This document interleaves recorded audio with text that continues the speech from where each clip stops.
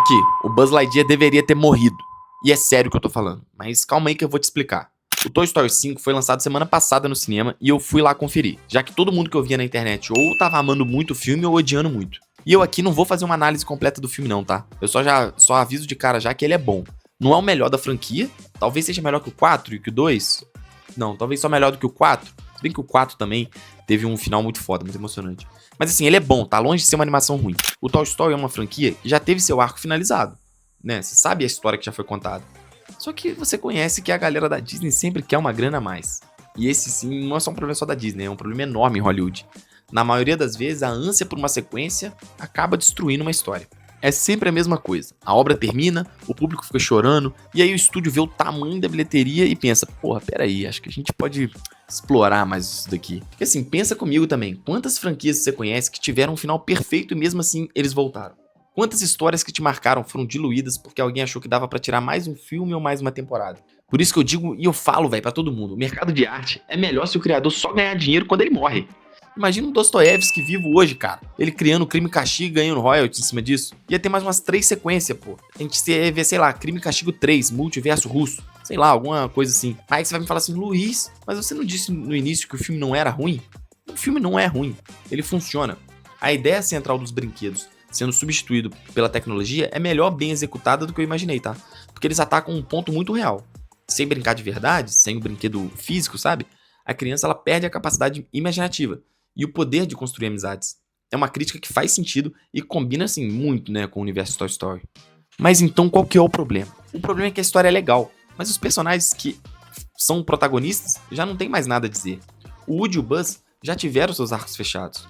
E quando você coloca um personagem cujo arco já terminou em uma nova história, você não tá criando algo novo. Você só tá manchando o legado dele. Pra você ter uma ideia, um crítico do G1 fez a seguinte análise: Toy Story 5 é a prova de que não precisa de Woody e Buzz. Você tá vendo? É exatamente isso que eu tô falando. É por isso que eu digo que a Disney deveria ter matado o Buzz Lightyear. Porque o Buzz Lightyear tem um dos arcos mais bem construídos da história da animação. Você lembra como é que ele chegou até aqui? No 1, o Buzz chega na história como um brinquedo que não sabe que é brinquedo. E isso, além óbvio de ser, porra, bem engraçado, escondia algo mais profundo. Era uma crise de identidade pra você refletir em casa. Pensa comigo. O Buzz acredita genuinamente que é um patrulheiro espacial, que tem uma missão, que o universo depende dele. E quando ele descobre que não, que ele é um brinquedo igual a qualquer outro na prateleira da loja, aquilo quebra ele por dentro. Tem uma sequência no filme, cara, que ele tenta lá voar de uma escada e cai. Ele não voa. E a câmera mostra ele deitado no chão, com a asa quebrada, olhando pro teto. Aquilo é cinema. A cena consiste em um Buzz descobrindo que o mundo que ele acreditava ser real não existe, que ele é só plástico, que ele não vai a lugar nenhum. É uma das cenas mais pesadas do cinema, assim, sabe? E é numa animação. Inclusive, tem um cara que fez uma análise aqui, né? Tô colocando no tweet dele aqui, que ele fez uma análise mais psicológica dessa cena, dessa coisa do personagem, e eu achei muito foda. E o arco dele no primeiro filme é exatamente esse: aprender a aceitar o que ele é. Parar de lutar contra a própria natureza, entender que ser um brinquedo não é uma sentença, é uma identidade. E isso é foda. No segundo filme, o Buzz já sabe quem é. O arco de identidade foi resolvido. Então o que ele faz no 2? Ele vira o cara que conduz a missão. Ele é o líder. Ele pega o Slink, o Rex, o Sr. Cabeça de Batata e vai atrás do Woody.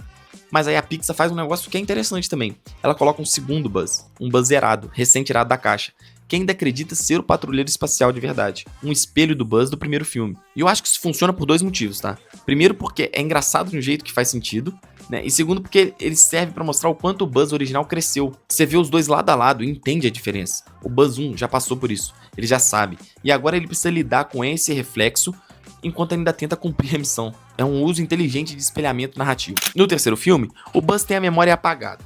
As ilusões do patrulheiro espacial voltam. E é aqui onde o roteiro começa, na minha opinião, a enfraquecer um pouquinho o personagem.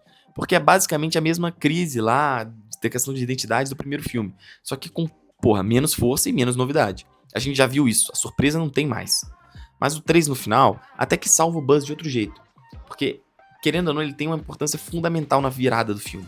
A questão dele trocar de lado, ser manipulado lá pelo Lotso e depois se recuperar é o que vai mover totalmente a trama.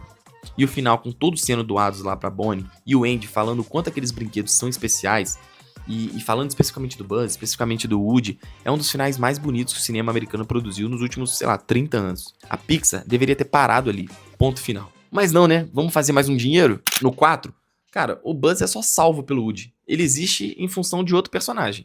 O arco dele como protagonista já não existia mais. Ele é só um suporte.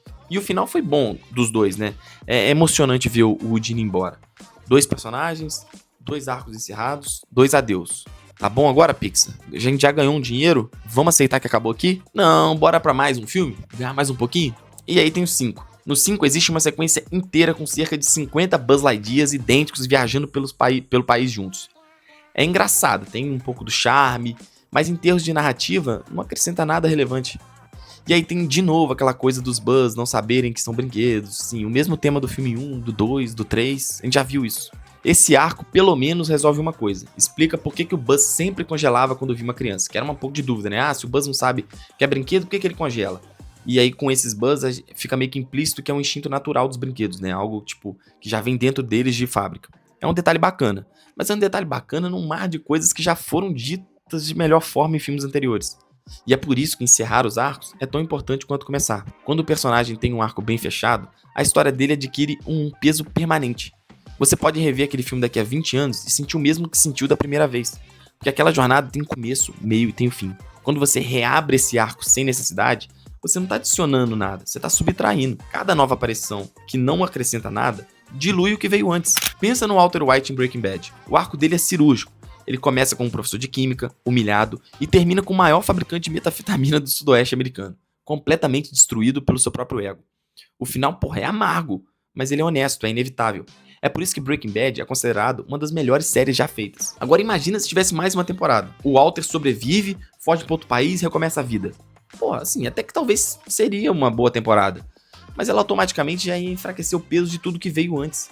Porque agora, o final que parecia definitivo, pô, não era definitivo de verdade. O Toy Story 3, ele deu um encerramento digno ao Woody e pro Buzz. Deu um dos finais mais emocionantes da história da animação. O 4 pegou esse final e disse, cara, mas se não tivesse acabado? Mesmo assim, deu um final mais digno ainda pro Woody. Só que chegou o 5, dizendo a mesma coisa e não dando final nenhum pro Buzz. Nem importância. O problema não é que os filmes são ruins. O problema é que cada novo capítulo enfraquece retroativamente a força dos anteriores. Porque você sabe que aquele adeus no 3 não é um adeus de verdade. É só uma pausa. Por isso que eu digo, a Disney deveria ter deixado o Buzz morrer no Toy Story 3. Pô, óbvio que aqui eu não tô falando de morrer literalmente.